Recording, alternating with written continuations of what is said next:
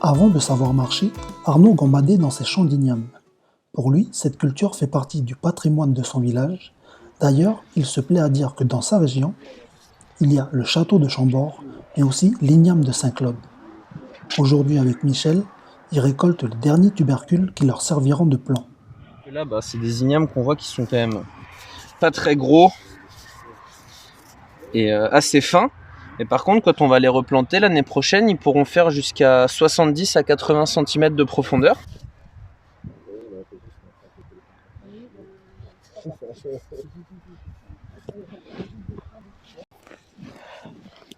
Il n'y a pas de cailloux, il y a pas d'argile en fond.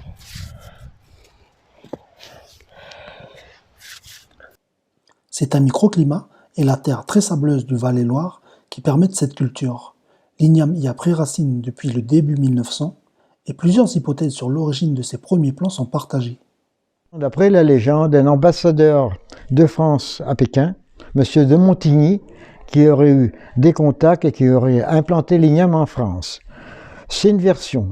La deuxième, nous avons Arsène Lemaître, qui a fait la guerre de 14-18 aux Dardanelles, encadré par l'armée anglaise de Churchill, l'ANZAC, c'est-à-dire l'armée d'Australie et de Nouvelle-Zélande. Car il faut dire qu'il y a eu énormément de morts et qu'il y a eu le contact avec des Néo-Calédoniens.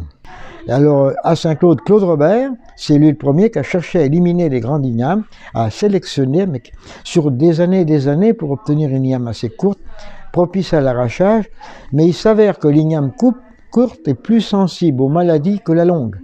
La douzaine de producteurs actuels cultivent uniquement la variété dite de Chine. Habituellement, plus de 400 tonnes par an sortent de ces terres. Mais cette année, la production va à peine dépasser les 300 tonnes, faute à une maladie transmise par une nématode. C'est un insecte de sol là, qui attaque la racine de l'igname et qui crée des déformations cutanées. Est-ce que c'est le chauffement climatique? Est-ce que c'est le plan qui est pas bon? Est-ce que c'est dans la terre? Vraiment, on ne sait pas du tout. On peut la manger, mais elle n'est pas vendable. Ça s'appelle du deuxième choix, ou alors on le jette. Le fait de l'extension de la maladie fait que ça démotive aussi.